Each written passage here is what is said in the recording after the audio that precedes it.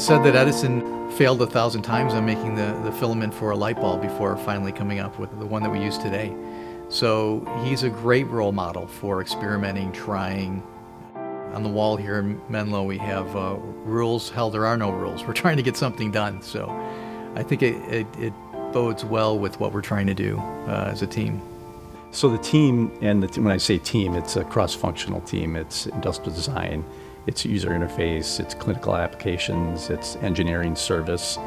The goal with Venue was to develop a product that was really fit into the environment of the critical care and emergency room departments, and build a system that solved a clinical problem, and actually develop this tool set so that physicians could focus on the patient and not on the equipment. So we took a blank sheet of paper, we sketched out some ideas, and we went to work.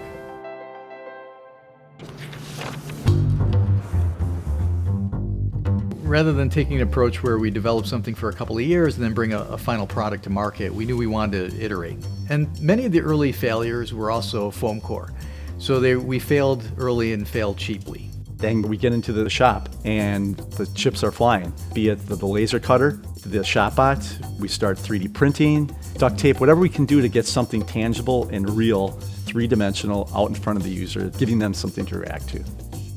We would make a lot of concepts, bring them to doctors, have them tell us what they liked, what they didn't like about it.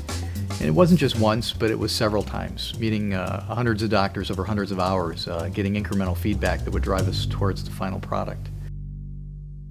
One of the things that I valued about working with the team was I always felt like the input that I was providing them was actually helping to make the product better, and that the collaborative process that we had was such that they would come up with ideas, I would critique them or talk about them, or I could even come up with ideas and they would critique them and talk about them. So we had a good back and forth, and I think that back and forth helped create better products. Cord management is a huge problem. So cords are often stored lower on the system, and they get caught, they get tangled, they get hooked on other devices, and when they get run over at 3 to 5K a pop for a probe, it's a huge cost.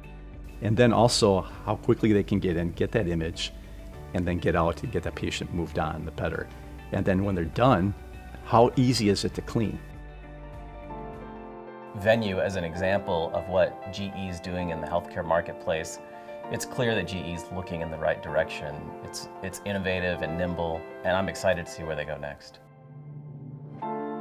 I love what I do, and anything that the team can do to help improve their quality of life, we've done our job.